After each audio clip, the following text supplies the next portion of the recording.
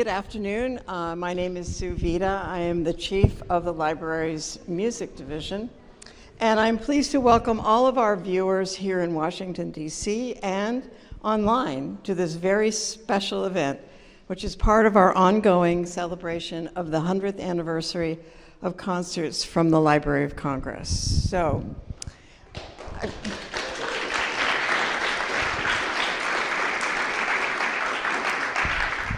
I have a really nice introduction to read, but before I do that, I want to just give you my impression of what is happening here. This is definitely a niche crowd.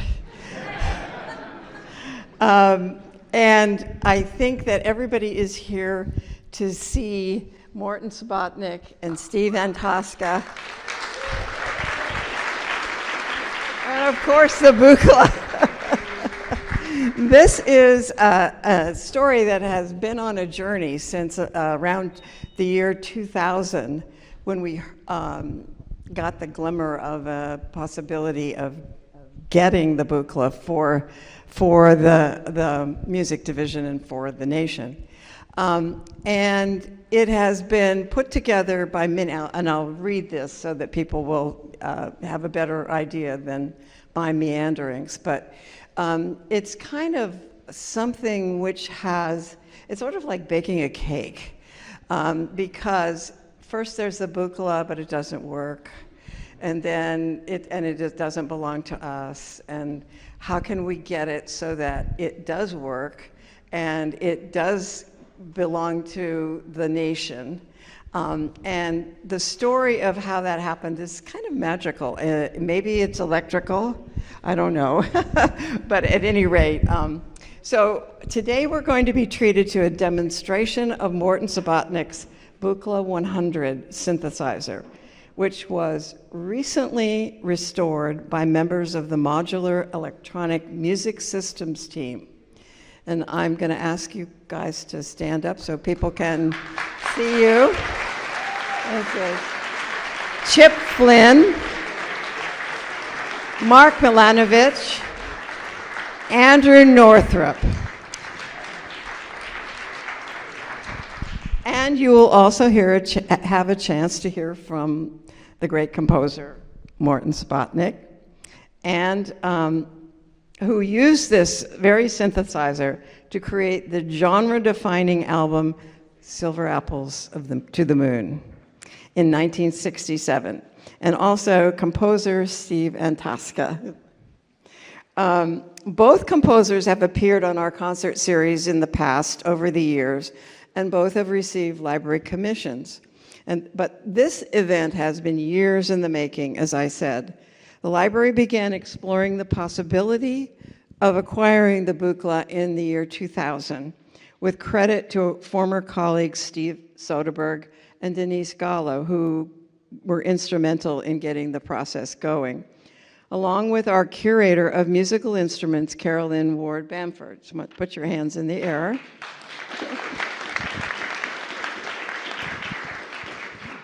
We moved forward with the acquisition once we were confident that we would be able to provide access to this unique treasure, because who wants to have a bunch of wires and metal sitting in a closet and not being able to be used? So, and for this we thank Michael Tchaikovsky. Yes, I knew I was supposed to pull up the composer. Michael Tchaikovsky, a retired Juilliard educator and former Subotnick student, for donating the Buchla to the library. So fast forward to years later, and Andrew Northrop visited the library to photograph the Buchla. And thus, a relationship was formed with Carolyn and Andrew, and they were successful. Andrew was successful in acquiring a grant from his university to restore the Buchla for the library and for the benefit of all of you and the public. Andrew brought the MEMS team on board, and Carolyn secured assistance from some of our staff who I have to say they vibrate when they see this thing. They get so excited. Stephanie Aku, Vin Navarra, and Kate Rivers to advance the project. This project is also wonderful in that it brings together a composer and an instrument, both in our collection, and we are making it happen tonight, and this is a cause to celebrate. I'd like to acknowledge our colleagues, Elizabeth Schreiber-Byers and the multimedia group, who are the people that are filming all of this and who are responsible for this working. So they help them, thank them for helping make this program accessible to viewers around the world. So please enjoy what you're about to see and experience.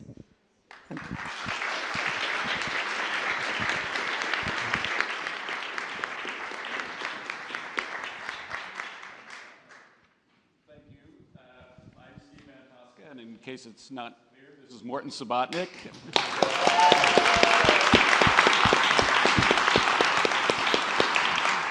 And we're at the Library of Congress to talk about Mort's career as a composer, and specifically about the Buchla 100 and Silver Apples. And to dig in a little bit about your composition career, Mort. But before we get involved in the Buchla, which you commissioned and helped design in 1963, I wanted to ask you if you could tell us a little bit about your career as a composer before the Buchla era. You were a virtuoso clarinetist. You played chamber music. You were a composer, and all the work you did up to that point was in the traditional music field, right? It wasn't considered conventional, but yes. But it was non-electronic. Compared to where I went, yes. Yeah. Yeah. And you were out on the West Coast composing and playing. Yeah. I have to preface this because I have a good memory, but my body doesn't know it. And so every once in a while I lose a word. In fact, more often than not. And it takes a while for it to come back. So there are going to be pauses from time to time. Even simple names get stuck down there after 91 years. So I apologize for that ahead of time.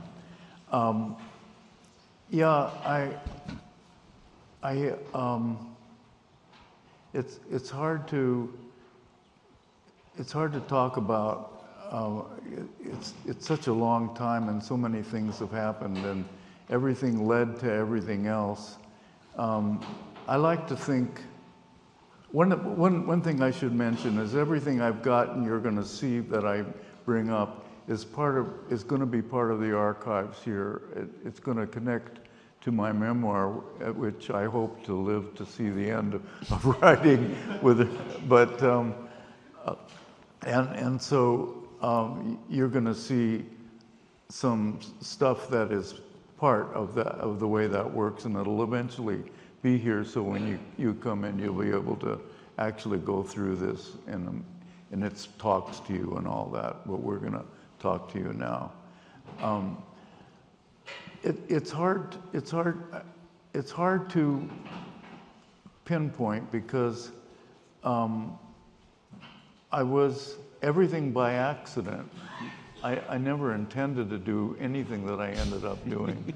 And I ended up in places that are I think it's important to understand how accidental my life has been since I've been so known to have done this and stuck with it for so many years to get it going.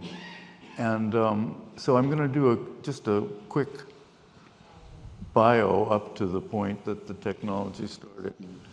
I had no intention of being a musician when I was a kid. I watched the radio and I did things, and my favorite was the The Lone Ranger. I had no idea that that music was music other than for that white horse and Hi-O Silver Away. And at some point, I don't know how old I was, but probably 5 years old or something like that, they discovered I had a bad case of bronchitis or something that made me cough a lot. And they told my mother that I should play a wind instrument. And I'll make this a little bit longer than the rest of it because it's an actual metaphor for the rest of my life. And my mother said, what instrument did I want? And I said, we had just seen a movie with, what's his name?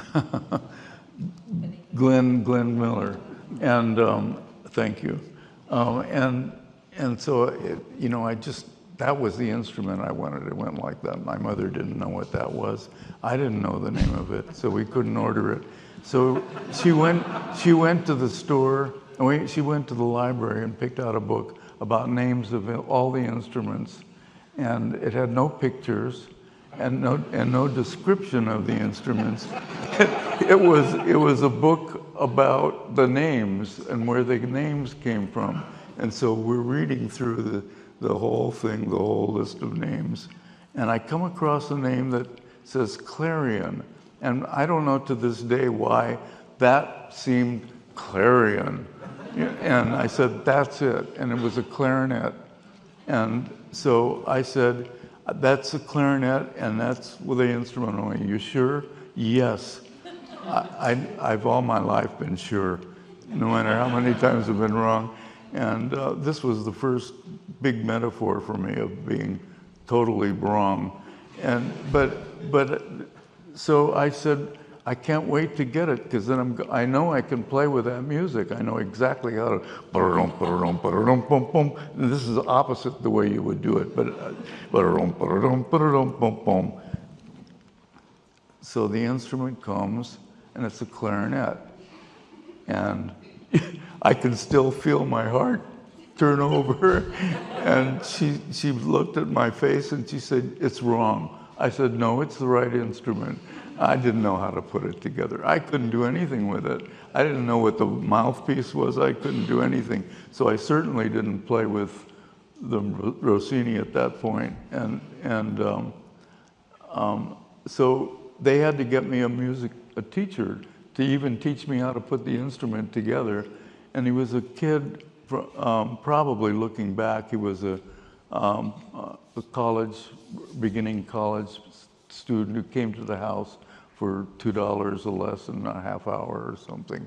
And I discovered, when I started taking the lessons, I discovered that there was another part of me that I had never known, and that I was totally obsessed with whatever it was I got involved with. So I was practicing 3 to 4 hours a day on this thing as a kid. And it didn't bother me. I liked it, except about 4 months in, the teacher tells my mother at the end of the lesson, he plays better than I do at this point. He needs a new teacher. And I got a new teacher, and I ended up being treated as a virtuoso. I hated playing in public, but for those lessons, I practiced and I really learned the instrument. I played the Flight of the Bumblebee all staccato. Oh no, that's a different one. There's a different one. That was the Rossini. And I was invited to do about a year into it, I was invited to play on some kind of radio show that they featured things, and I refused. And anyway, to make a long story short, it got more and more, so I was playing professionally in high school. I gave up I hated school. I felt it was like a prison. I mean, you have to walk from one place to another when a bell rings. So I managed barely to pass every course so I didn't fail anything. And I played my first concerto with an orchestra when I was 16. And I was this, I don't know how it happened. I mean, I just played, and I enjoyed playing, but I hated playing in public. So it was always a problem, but I could make a living. And at a certain point, I turned down it's a good story, it's in the memoir, but I turned down a scholarship to Juilliard and accepted the scholarship I got at University of Southern California, where I was living in Los Angeles. And there I got paid about something like $80 to $100 a month. That was a long time ago. And they gave me free tuition, free everything. And all I had to do was teach the teachers about, I played clarinet, piano, violin, clarinet, flute, and saxophone at that point. And so I had to teach those three to the music education program at USC, play in the concert band, the marching band, the football band, and tour and the orchestra, and tour with a small chamber group for bringing. I mean, it was a huge thing, and I could hardly ever go to school. I passed all music the first day because I had studied with that problem I had. I knew music extremely well, orchestration, everything. I was beginning to compose music, and they were traditional pieces in the style of Charles Ives, which was very, very audacious at that point and questionable. And but anyway, I accepted the scholarship at USC, and I suddenly was taking graduate courses. I had nothing else to take, and I learned that I really loved education, being educated, but I was playing all the time, so I couldn't go. So the members of the union who I had played with, and they actually played my music for when I wrote something, so I had this great education. And I'm making this too long now, but I'll quicken it. Anyway, to make a long story short, they said, you don't need to be in school. You should just go play in an orchestra, and arranged for an audition, the Denver Symphony, and I got the job, and I went to Denver, and I played in the orchestra. I was so bored playing in the orchestra that they asked me to please put my stand up, and I said, I won't be able to see the conductor. They said, you don't need to see the conductor, just put it up. You've caused an epidemic of yawning in the at the performances. So, and there I met Stan Brakhage, who was one of the famous avant-garde filmmakers. Jim Tenney, who became a bunch of people there, and it was during the Korean War. It was during the Korean War, and I graduated in 1951 from high school, and so what you're seeing is the world that I was in at that point. Is it up? Yeah. Yeah. And so I didn't particularly want to go to Korea and shoot a gun, so the Los Angeles Musicians Union had a deal with the Army that if we, what's that? It's outside. Oh, okay. If we enlist for an extra 3 months, we could go to the Presidio in San Francisco and play in the band. And so I did that, and as a result of that, I went to San Francisco, where everything for me started.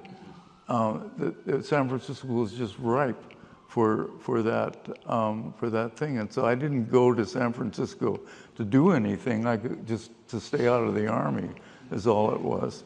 And the Army job was actually like a day job, because we just played. We got on an airplane and flew somewhere and played the Star Spangled Banner, then flew back to San Francisco, and I got an apartment off post, and I played music in the evenings and became the star player for all new music in San Francisco, and a scholarship at Mills College to do my. But I had not gotten beyond being I had never passed the English freshman English course in Denver, and so I had to, at that point, I had to go back. When I got out of the Army, I was a star in San Francisco, but I had to go back to Denver and get my degree in English. And actually, I was really happy because I became literate. It's the first time I read Shakespeare and everything. And I came back, and one night, I was playing the Mozart concerto with one of the northern places. I can't remember the name of the orchestra, but after the orchestra, after the concert, one of the French horn players, a woman, came up to me and said, "I hear you're driving back to San Francisco," and I said yes. And could I have a ride? And I said, of course. And that's how I met Pauline Oliveros.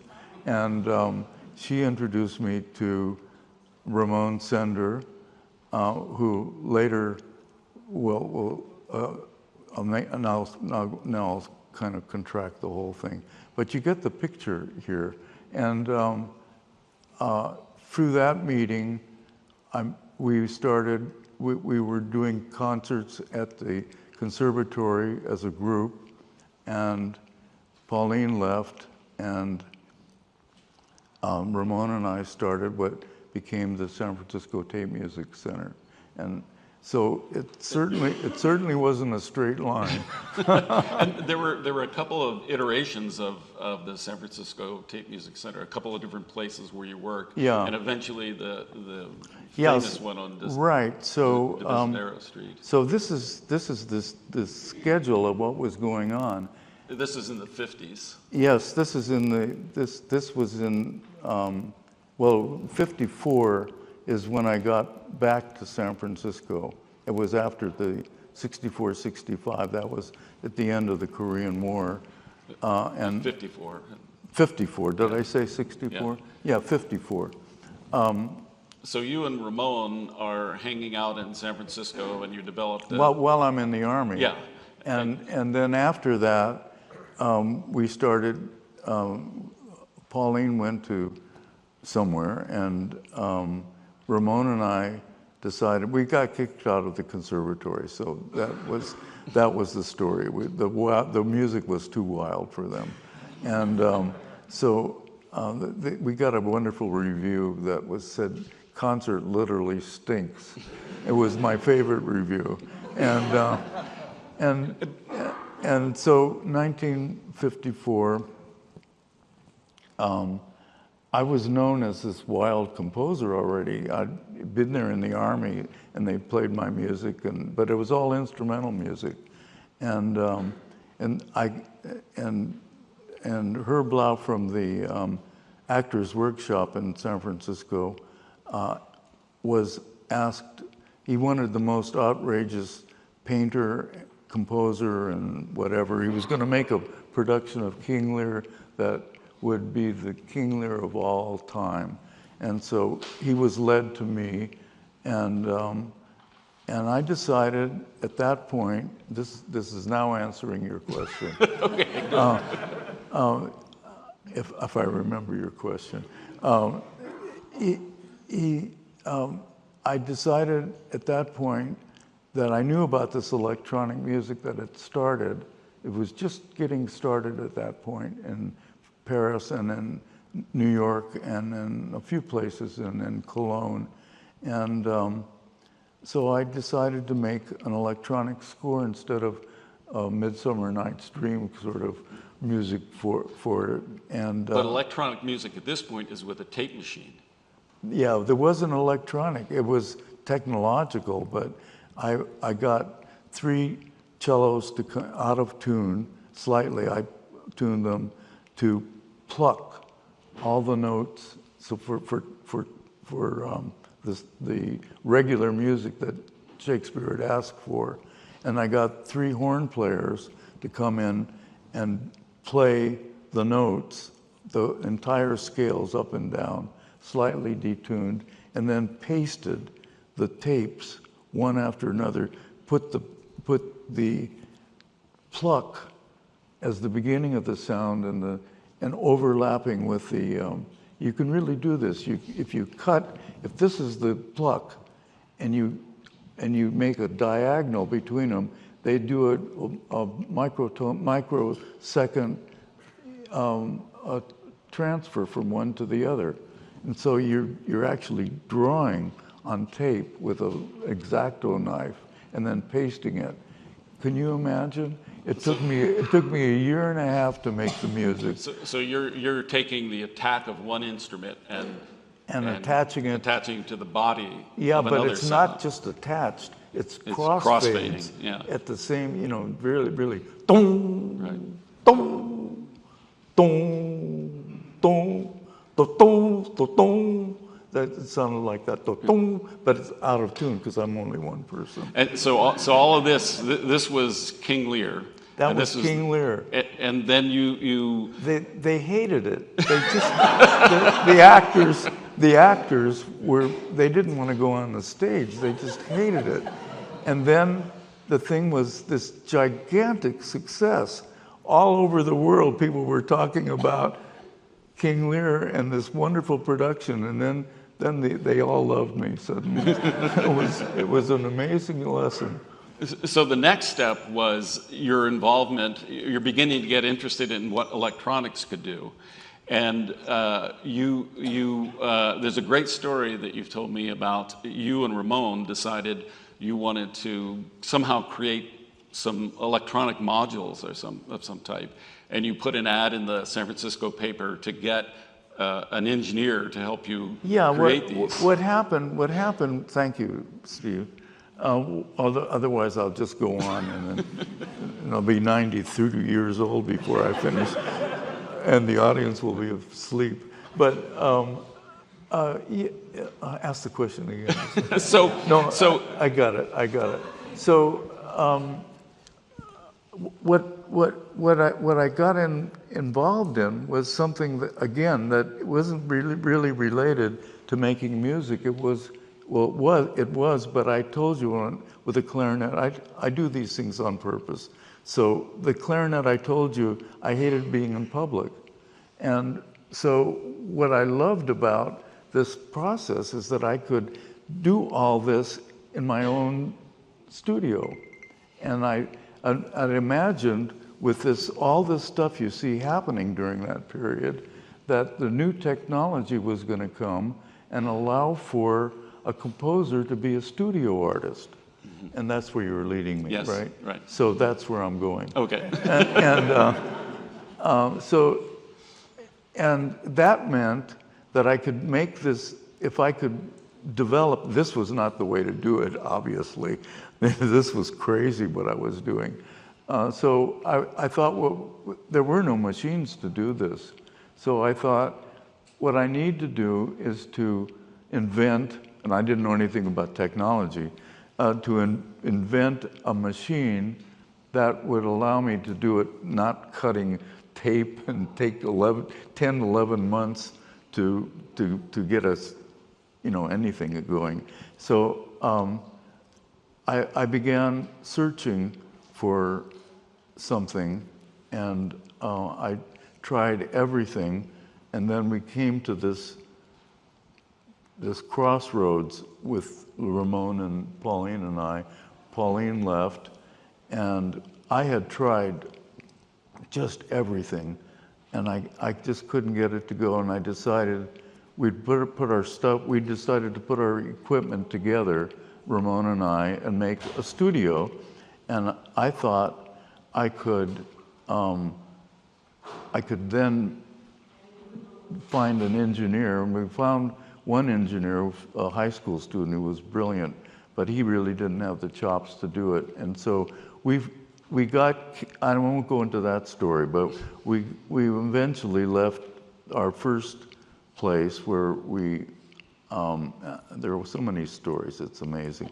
But we left our first place and went to another, we started at one place and did the first year of the San Francisco Tape Music Center, and then moved to a second place. And when we moved into the second place, the first thing I did was put an ad in the paper for an engineer. I mean, that's from Rossini to the engineer. In what is So it? So we're gonna take a break now and Wait, no, I am not quite finished. Okay, you're gonna finish. Let me Okay. get them into Buchla. So so this engineer answers the ad in the paper, and the first one who came, as you probably know, in the late 50s, the early 60s, there was a drug movement in San Francisco. I think you probably know about that. And, but we didn't. Honestly, we didn't. And so the first engineer who came seemed to have a kind of a vision problem. His eyes were going like this. He was zoned, and we didn't know he couldn't figure that out. The next engineer who came was Donald Buchla, and I told him what I wanted to do, and he gave me all these words that I didn't understand, but he seemed to understand what I said, and we began.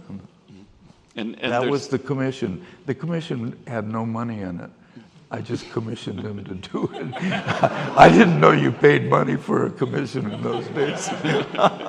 and so you described to Don what you needed these modules to do electronically. Yeah. And you told me many times this great story about when you're describing these modules to Don, he would kind of look off into the distance and say, "Yeah, I got one of those." And, yeah, I was telling him what it had to do, and because I was really trying to make have him make what I learned later would be called an analog computer for making music. And the person who told me that was Max Matthews from Bell Labs. From Bell Labs. Yeah. And I would tell him, I would describe what the functions of it.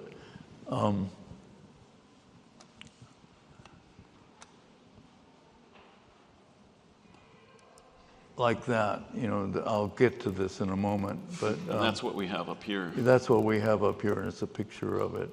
And so, and he would never say anything except. By the way, I had to learn electronics from the Navy book on.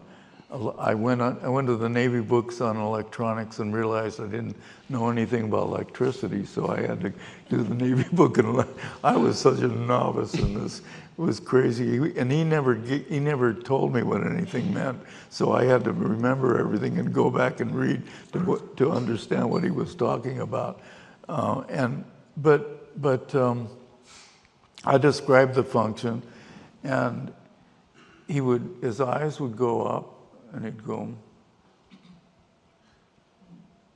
"Yeah, I made that." and I didn't know. I think he was making it in his head, and he would make a module and never test it, and then he would get it printed because it was the beginning of that printed circuit board. Printed circuit boards, and if it never worked the first time, never. As never. These guys will It never confirm. worked. It never worked the first time, and he'd always blame them for having done it wrong, and then somehow it would come back working. But So from that point, where you're describing all these modules that needed to do various things, came this. That was right. 1963, and then when you were going through that with right, with I them. went through them, and then we did it, but only on paper, and I was practicing imagining doing the stuff, and it seemed like it was, pretty good.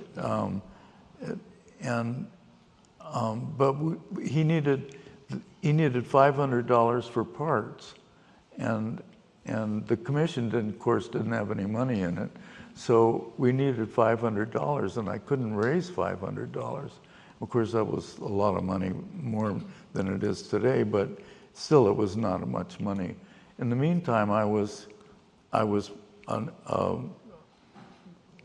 part of the Rockefellers group of people.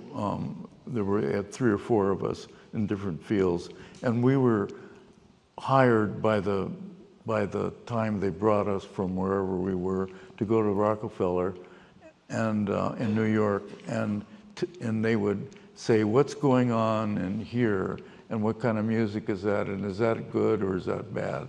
And they picked 4 interesting people, I thought, and when one of the trips I went, Don said, in order to build it, we designed it in 1963. And then we didn't have $500, so we couldn't make it. So one of the trips I made, I think it was 1964, the beginning of 1964. At the end of the trip, at the end of my thing, I said to, you remember the name of the man? But it doesn't matter. I can't, his name, I can't wait for it. But the head of the Rockefeller part of the division I was consulting for said, we started walking toward the door, and I said, by the way, we have this little problem. I said, we have this, and I described the whole thing. And as you know, my disease is I can't keep my mouth still, so I told him the whole story and about this new machine that was going to do it, and it was going to be there for the computer when it finally comes, the digital computer when it finally comes into place, and can take over. And he smiled and he put his arm around me and said, "Mort, we love you, and we really admire your," but he said, we could give, and I asked for 10,000 because I knew 500. He said, I'm not totally stupid. I knew 500 was much too little to ask for anything. He wouldn't appreciate it, so I said $10,000. And he said, we could give you $10,000. And he said, 50 years from now, that $10,000 will be sitting because nobody would ever come to use your machine. This isn't the future. And so that was my first question. And so what came out of that with Don in 1963 was this machine and later silver apples, and we'll get to that in a bit. But we're going to switch now to these guys. They're going to show their film and talk a little bit about the work that they did on this, and then we're going to come back with all of us together and continue this discussion. okay. All right.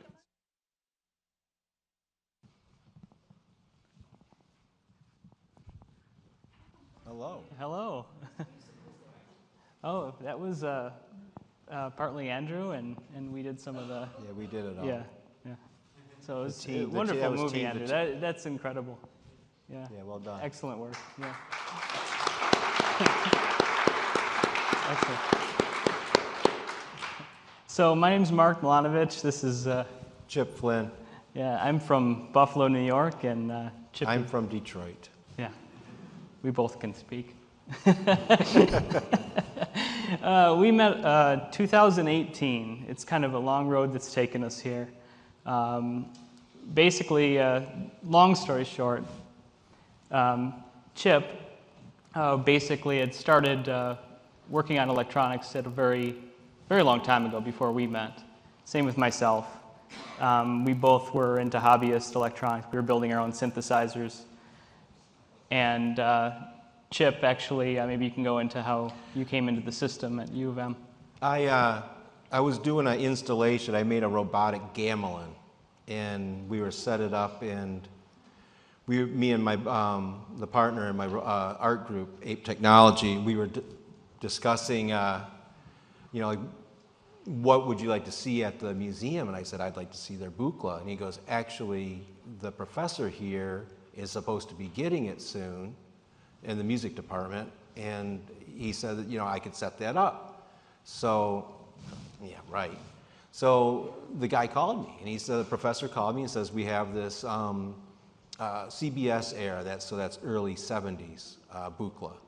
And it's been behind glass for the last, I don't know how long, but it's part of the Stearns collection.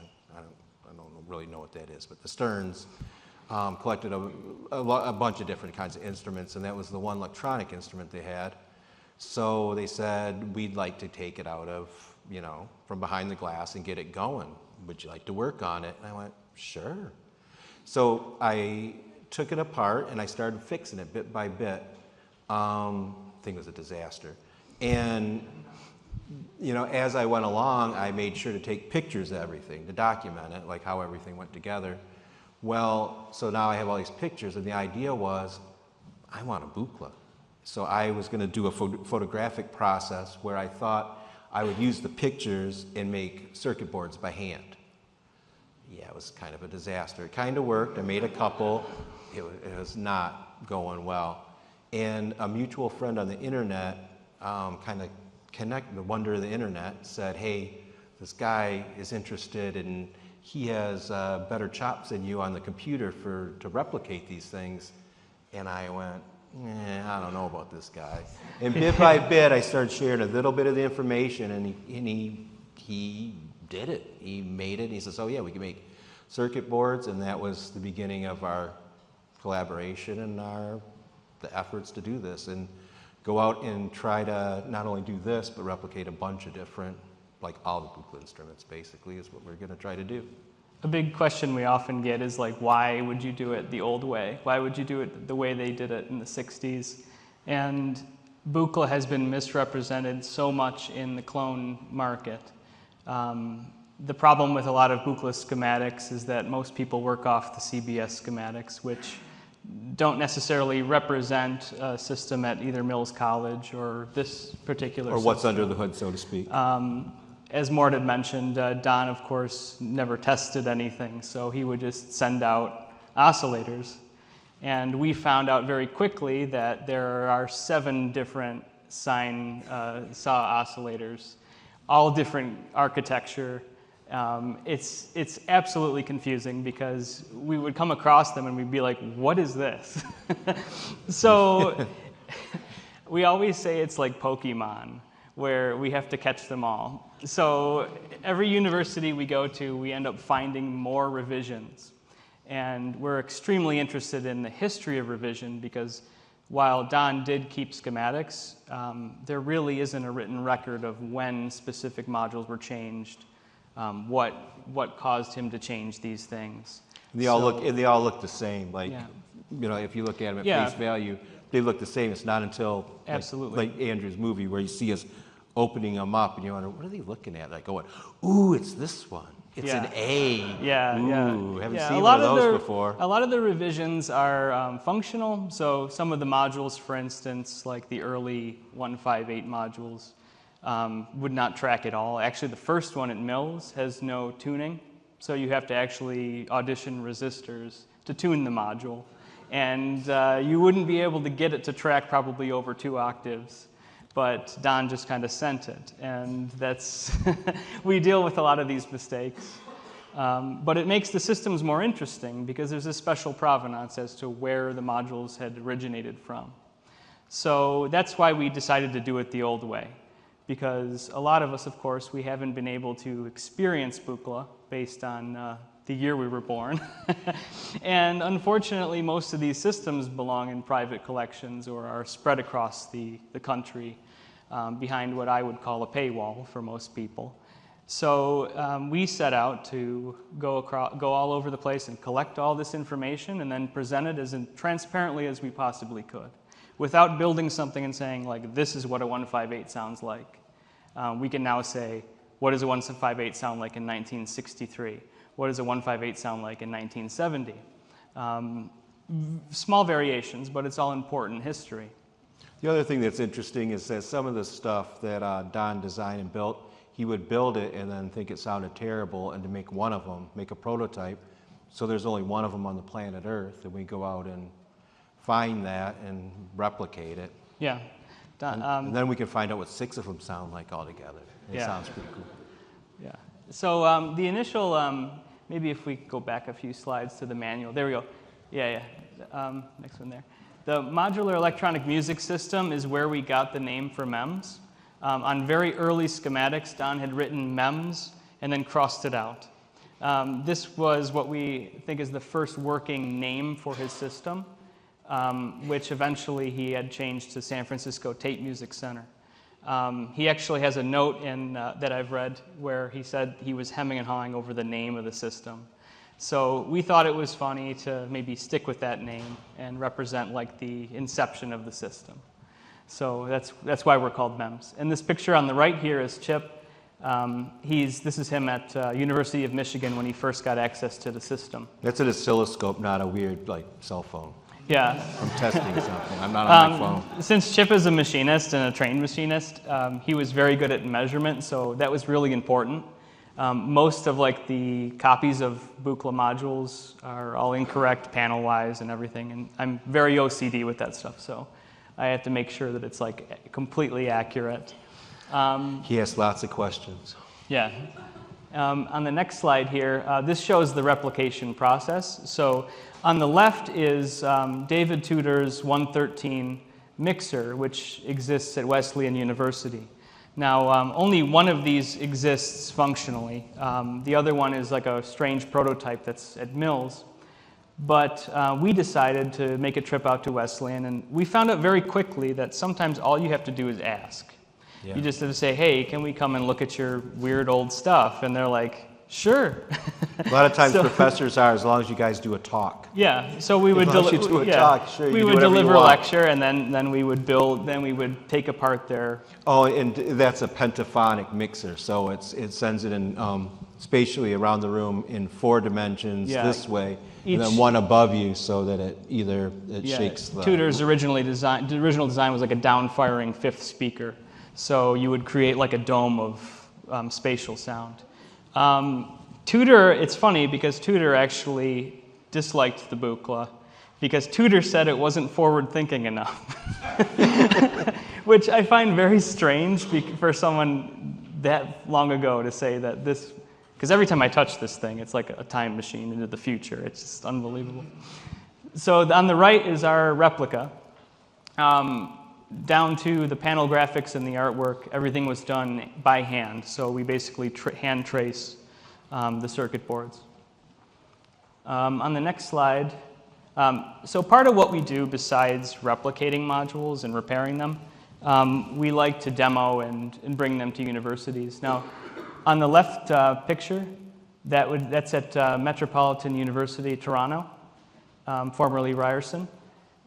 We basically brought the pentaphonic setup with a 100 series cabinet, and everyone got a chance to check out the spatial sound. Including the main professor who was the bald, director. and he played it with his head. Yeah, he played it with his forehead. It was working too. It sending sound around the room with his forehead. It was incredible. Yeah. It was incredible fun. On the right, now this is of course a later Buchla design, but Don had experimented with EEG signals with 276 EEG conditioner. we had access to the schematics, so we ended up building a version of this module.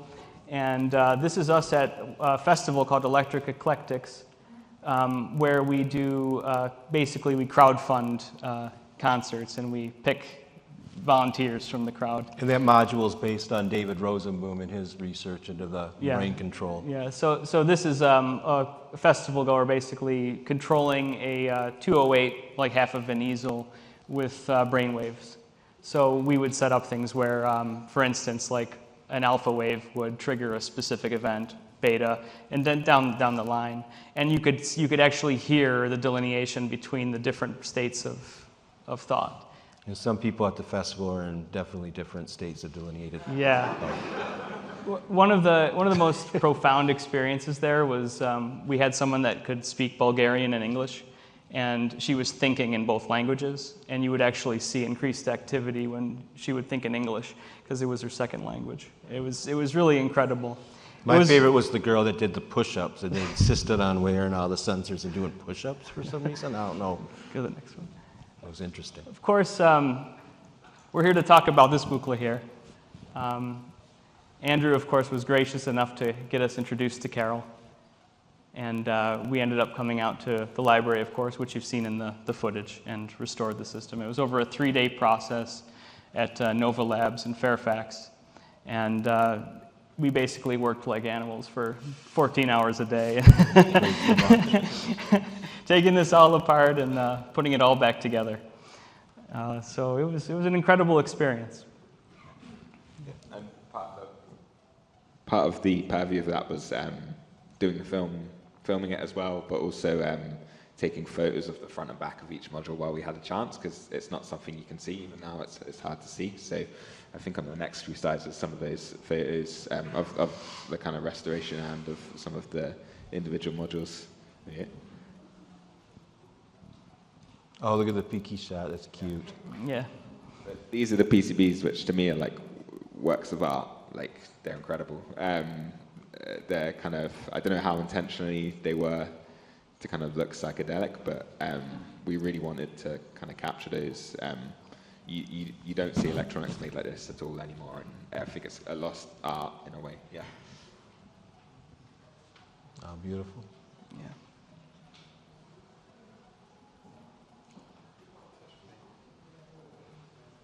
Yeah, beautiful boards. This one's Oh, got go back copper. one. Yeah. Go back. Can you go back a slide? So that's the earliest touch plate. The earlier ones, that's actually voltage that you're controlling, and it's the resistance of your body. So you're getting slightly electrocuted when you actually use it. Yeah. So And it's not very good. The later touch plates were capacitive control. These are they resistive. didn't electrocute you. So instead of being a ground plane, that large silver section of the board is actually 15 volts. So you're slightly electrocuted. Yeah, you're bridging 15 volts to the key when you're touching it. So maybe no pacemaker. apparently, like Underwriters Labs might not have liked that. Yeah. I think it would still pass anymore. Yep. Next. Man. This one I liked because it's copper, whereas the other are kind of a silver. Or No, yeah, this is a hand etched. Some of the earliest modules were hand etched. It's a preamplifier. Oh, look this at is that guy. a Look at bit that of a handsome surprise for Mort, but we spoke to a woman called Jane Beethoven who made a film strip of Mort in his studio many years ago, and these are some outtakes that we found. So we'll be showing you some more Mort, but it was really useful for seeing so if you go to the next slide, the system changes, and it was really interesting to see how the modules had been reconstructed. So this was in May of 1968 or 69, whereas the previous was in March. So in terms of research and coming to the structure of the modules, these kind of resources were really kind of invaluable. Yeah. Yeah, that was a difficult aspect, is how do we configure the system, because it went from being in pieces to being a complete unit. And Mort's system, of course, had changed from the slides that we had seen. The system had changed configurations multiple times. And then, of course, the patch sheets that were from Michael when he was in Aspen, those had depicted a different configuration. So we tried to hybridize it and basically make it historically accurate setup layout based on the two owners of the system. So we got real close, but there are some missing modules, which have been distributed to certain universities. One of which is at California State University in Hayward. There's a couple modules in that system that belonged to this one originally. Yeah. Lots of rabbit holes Yeah. on finding these things or knowing more about them. Yeah. Yeah. Yeah. There it is.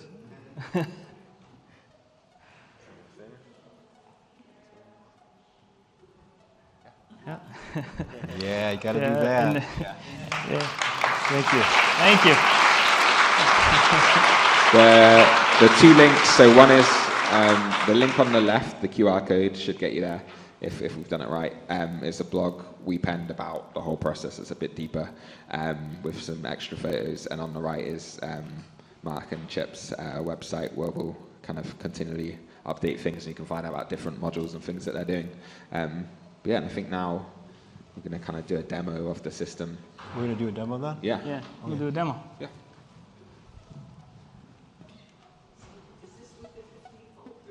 Yeah. Oh, yeah. Oh, yeah. Yeah. Get in here, Mark.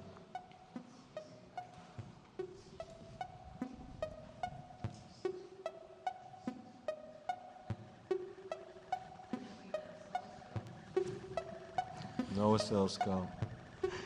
I'd like to thank Carol for the conservation jackets. These are fantastic.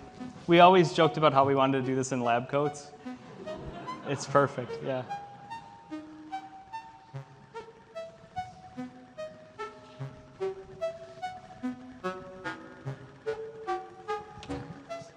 Okay.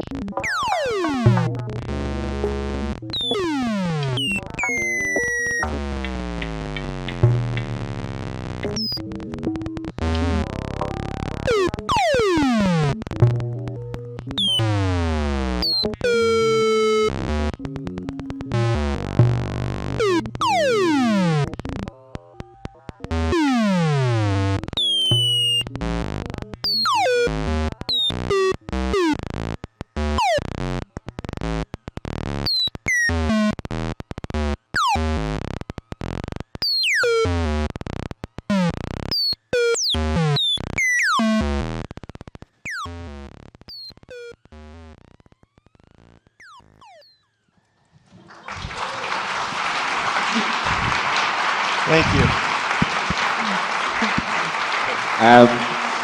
Yeah, maybe if we do a quick walk through some of the key modules. So this is the timing pulse generator where a clock's generated, and then we have two sequencers on each side. There's ways to generate envelopes or ramps, gates, the core oscillators. It's quite in-depth to go into, but it'll give you an idea of how things are patched together. Perhaps the most noticeable one to point out is this random voltage source model 165, which uses old relays, so you should be able to hear it. It's not picking it up. It's clicking. There's a relay in there that actually clicks and does the random voltages. Yeah, they're missile control relays. Yeah. Blue beads. Yeah, military surplus. Yeah. Yeah, hopefully people can get a chance to kind of see it a bit at the end, but I think we're now going back to Morton, Steve, and then, the panel. All right, thank you. Thanks, everyone.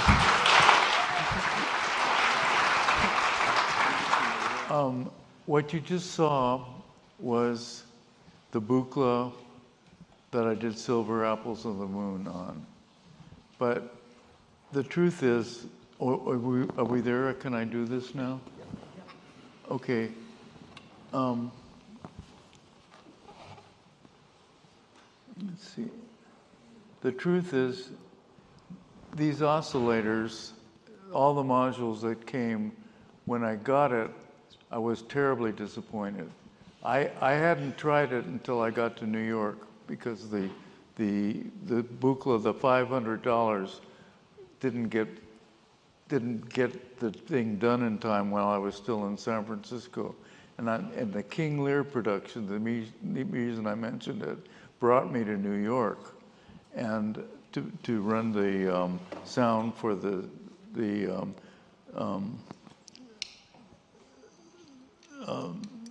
the what is it, the theater in Lincoln Center, and be an artist in residence at the new Tisch School. And so I started working on Silver Apples of the Moon, and I discovered that we had made terrible mistakes. And so this oscillator that you see here is the one they were working with. The reason you found so many extra stuff is because I was calling them every day, and I was saying, we left this out, and we left that out. And so he just took the old stuff and added this new stuff to it and pulled wires out. And Look up into the sky and said, yeah, I did it already. And so here's no, not like that. within 2 years, this is of course a later version, but in 2 years, it started to look more like this. And module by module, and then finally he said, I'm tired of doing this, I'm just gonna make a new one. So we made the 200, and the 200 was finished within 3 years so what you're looking at was just, and Michael Tchaikovsky took the original with him to Aspen, and I got him to take it out of the closet. It hadn't been used in all those years. Oh, yeah. And so what you were just working with was a 2-year, it existed for less than 2 years because we were getting changes. And this is the way it went. This one became this. This one became this. Whoops. I mean, when you look at that, and that's by 1969, the one on the right was the 200. So I had it for 3 years, and then when Silver Apples of the Moon, I was trying to make a new music. Do we have sound? I guess we do. This is what Silver Apples sounded like.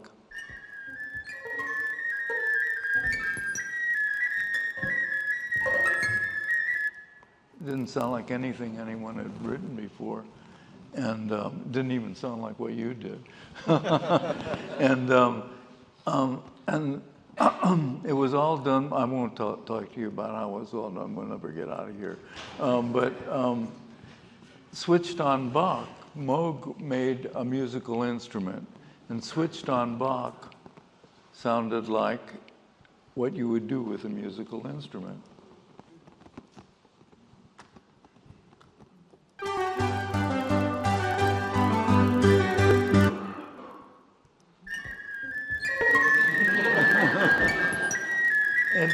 It is funny because sounds like all music.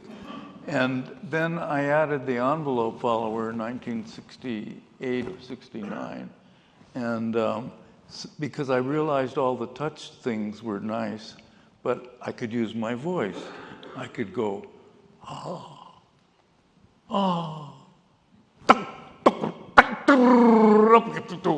and I could take that and turn it into a control voltage and make the Buchla have those envelopes.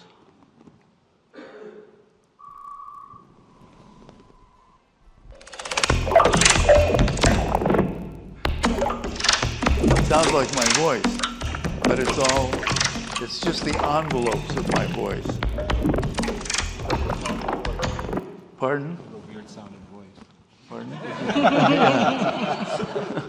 Anyway, I wanted to show that as part of the process. And let me just do one more thing and then we can go ahead.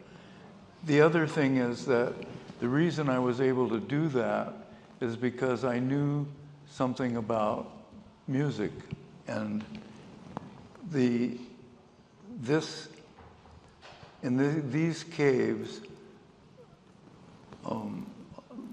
100,000 years ago, a long time ago, they made music right in the cave. They hit this area with the hand, and it made a sound the sound of that would cause reverberation all around the cave, and that was a ritual. They were working with it that. And then you see this flute about 35,000 years ago, and this one, I don't know how many it says down there, and this one, which is interesting, I'll play a little bit of it, the archaeologist is playing it. If I can press this. That's 60,000 years ago, and it's not made by humans, it's made by Neanderthals. So we actually borrowed it from by killing them all off, probably, the Neanderthals.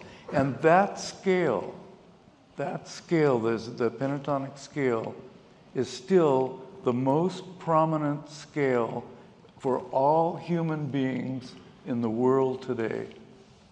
That's how a musical instrument influences the music. And I intuitively knew that, and that's what I was trying to do. So you couldn't even make it sound like real music. It sounded like itself, it turned out to be electronic music, but I just needed to give that to you as a present. And I'm finished.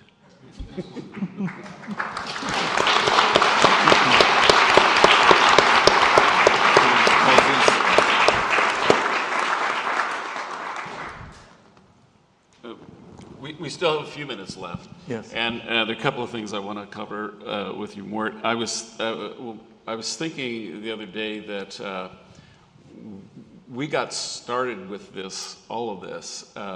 It was about 20 years or so ago. You and I were sitting at your Kitchingham Coffee in Minetta Lane like 20 or so years ago, and you said something to me like, "I've got so much stuff. I have all this stuff." At that point you had been composing for 45 years, and you said, "What am I going to do with all this stuff?" And I said, "Oh, I've got an idea. How about giving it to the Library of Congress?" And so Sue had mentioned Steven Soderbergh, and at that time Steven and I worked a lot together, and so all of the Buchla was not in your possession at that time. Michael had it. We didn't know this, but we didn't know where it was. We had to track it down. You tracked it down. It was in his closet in Aspen. Right. But I remember going through to Joan's mom's house in Philadelphia, and the house has a huge footprint, and the basement was full of boxes and things everywhere. And you and I were kind of wandering around, and you would point to this box and you'd say, "Oh, that piece is such and such, and in that box over there's all the ghost pieces are over there." And so there was this massive collection of a lifetime of work in there. And so eventually most of it was brought here to the library, and you tracked down the Buchla, but that was the sort of the beginning of preserving all these materials and getting them here. And there's still more that exists out there. There is more. Yeah, I remember that. He came to the apartment on Minetta Lane, and he came in with a contract for the thing, and it said, "When I die, it will all go to the library." And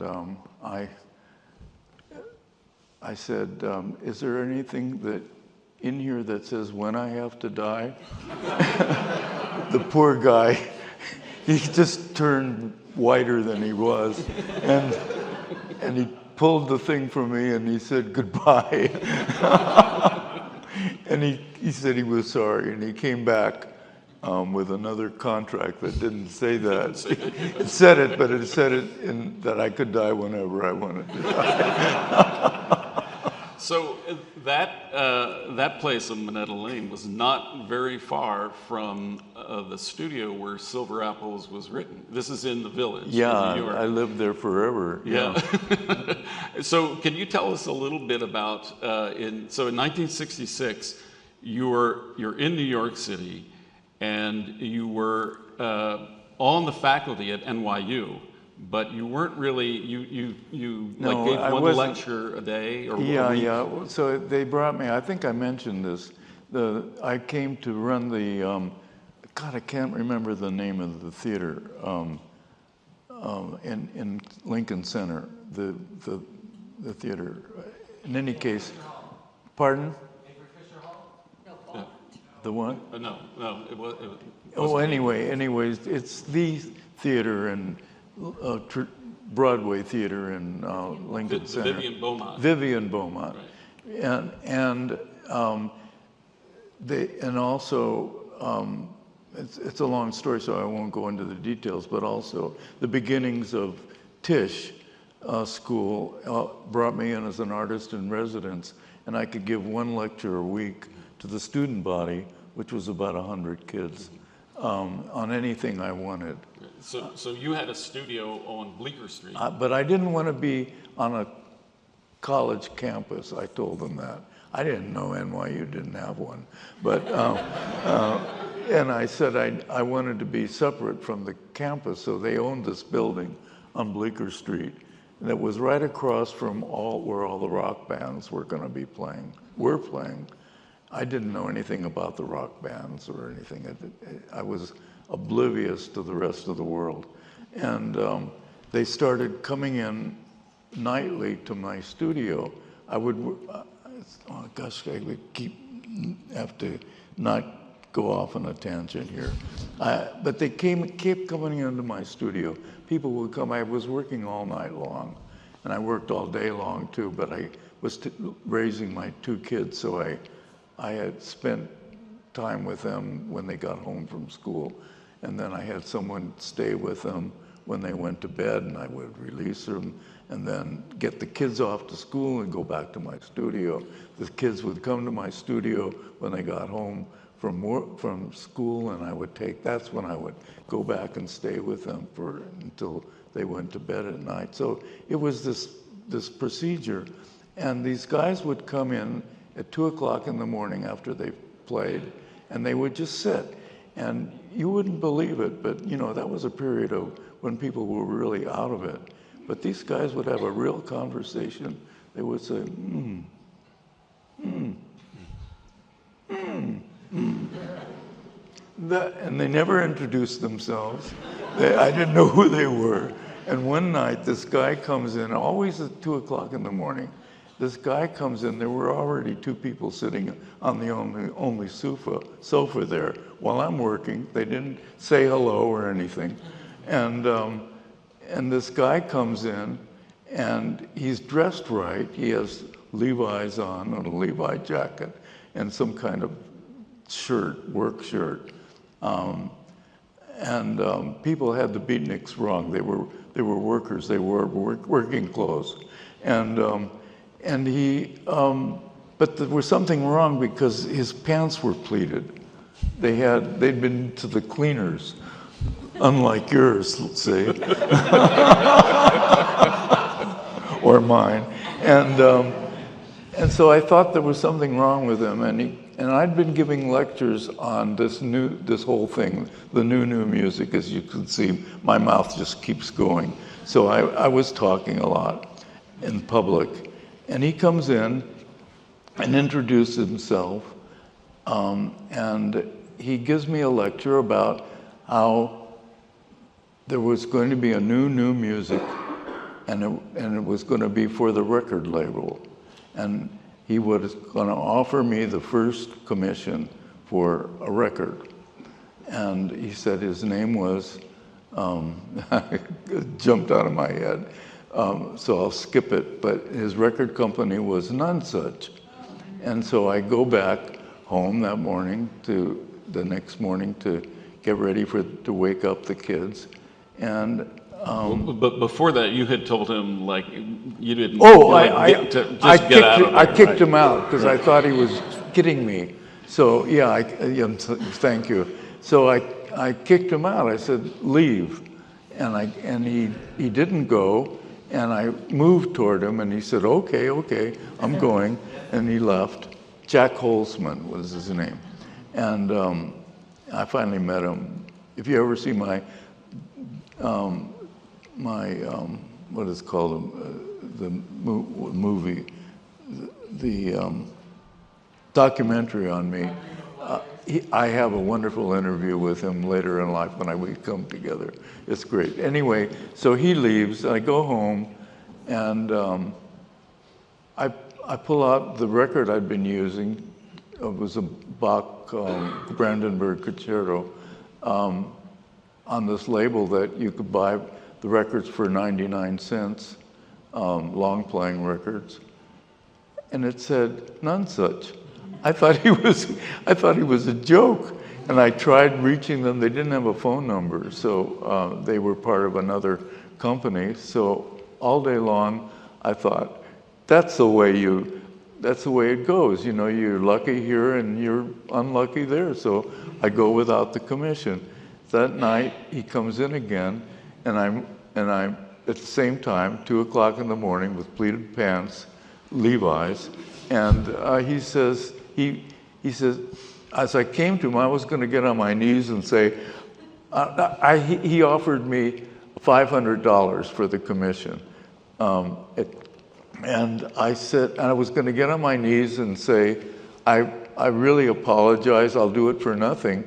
And he says, don't come near me. He said, we've met, we've talked to all kinds of people, and you're the person to do it, and we give you $1,000. I said, okay, I'll take it. And that's how the Silver Apple started. But one critical thing about making Silver Apples is that you've always talked about how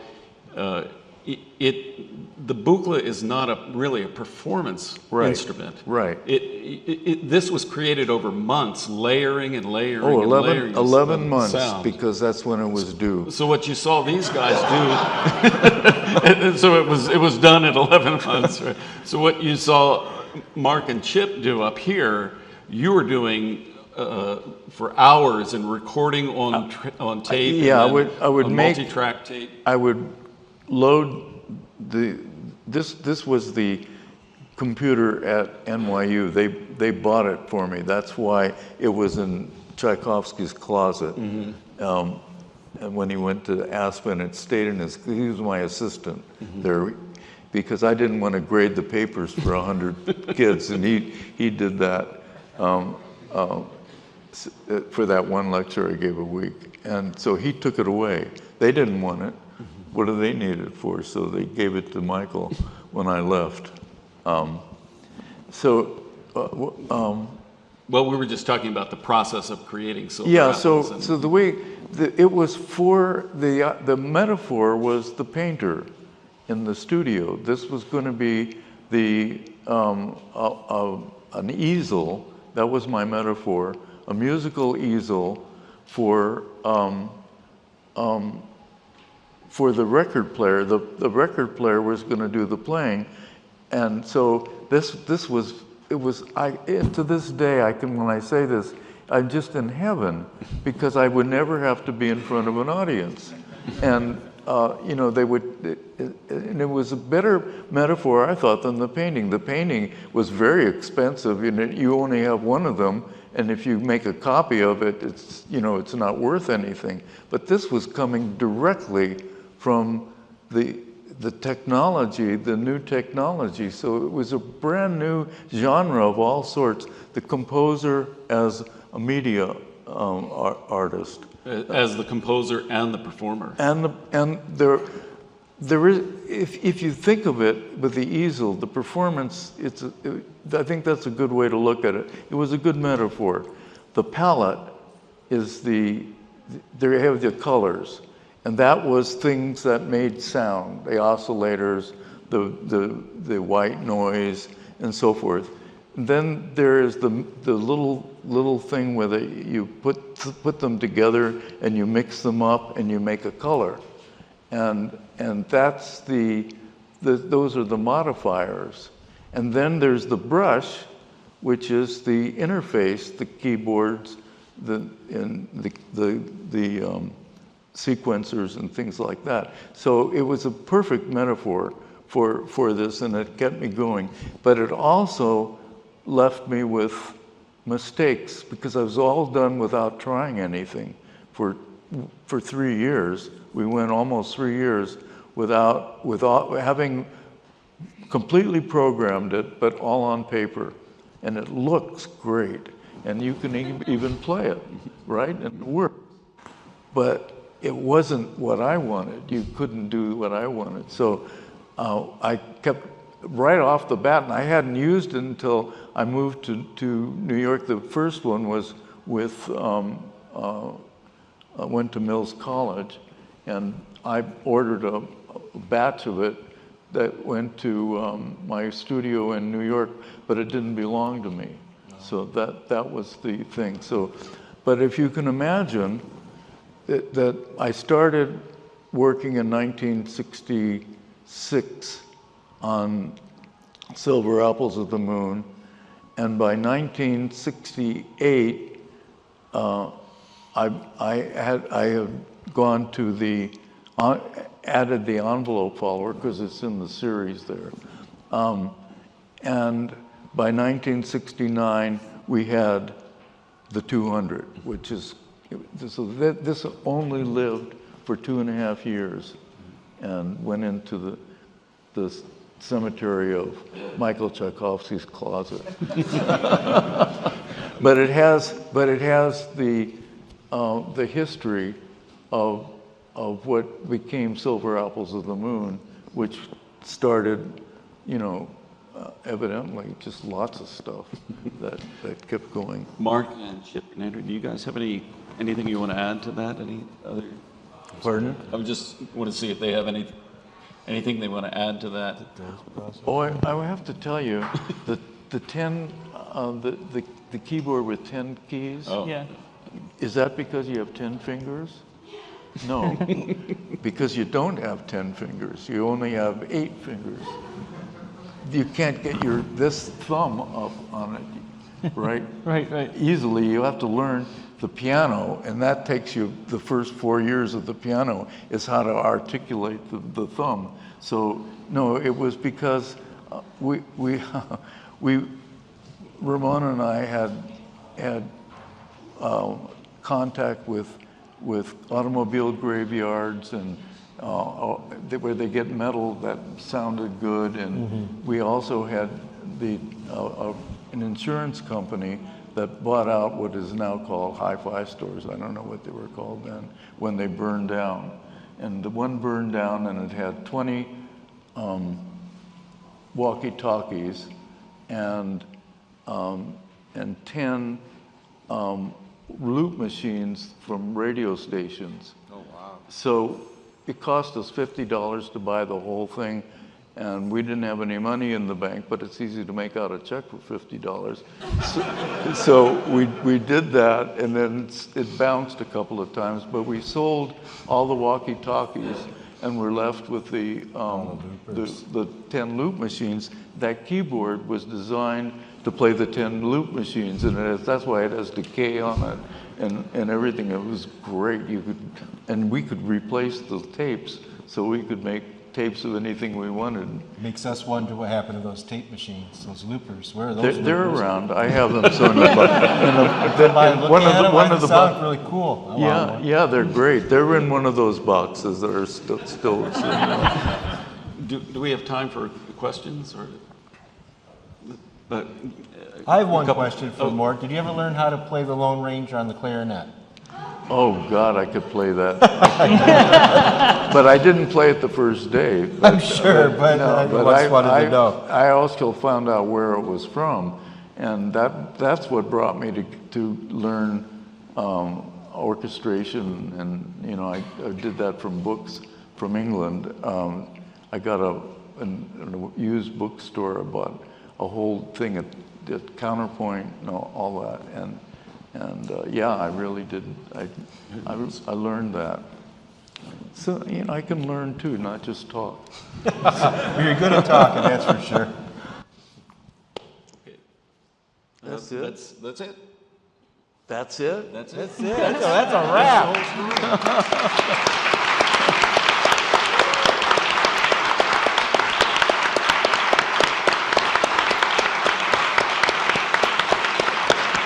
guys did a good job, by the way. Thank you, Mark. You did a really good job.